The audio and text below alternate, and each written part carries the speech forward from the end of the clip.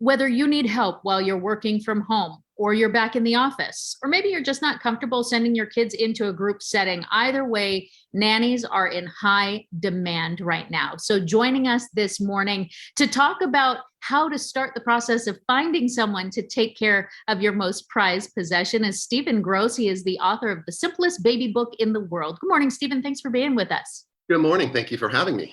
So where do we start? What are the first questions that you need to consider when you're looking for a nanny? Well, when you're looking for a nanny, one of the things that you're going to have to start to think about is, well, how much do you want them? Do you want a full-time? Do you want a part-time nanny? So if you want a full-time nanny, are you thinking about a live-in nanny? Are you thinking about a live-out situation? Then you need to consider what are the hours that you are interested in having the nanny support you.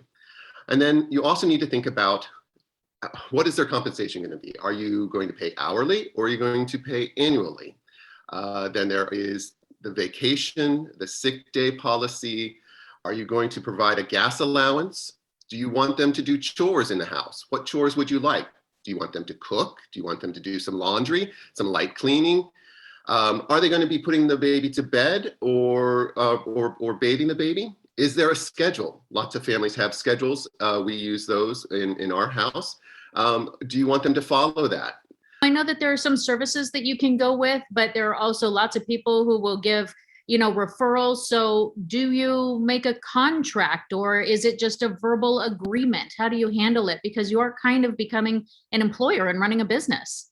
You are becoming an employer. And there are different ways of doing it, depending upon how you conduct your search. If you're doing it all yourself, then yes, you would want to provide a contract. You really want to spell things out so it's really clear for you and for them what are the responsibilities, what are the duties and the expectations, so there's no confusion down the road. And now it's time to start interviewing. What are some of the questions that you even ask? We all know you're supposed to get to know them, but what really should we be asking?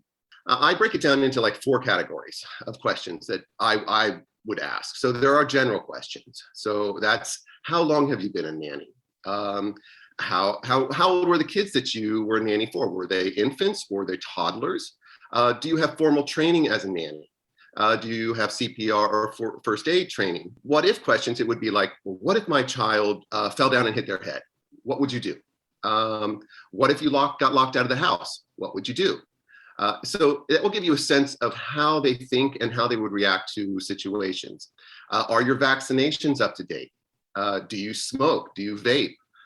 So those are kind of your general area. Then it's about, I would ask questions about being a nanny itself. So why are you a nanny? What are you looking for as a nanny? And what situations are ideal for you as a nanny?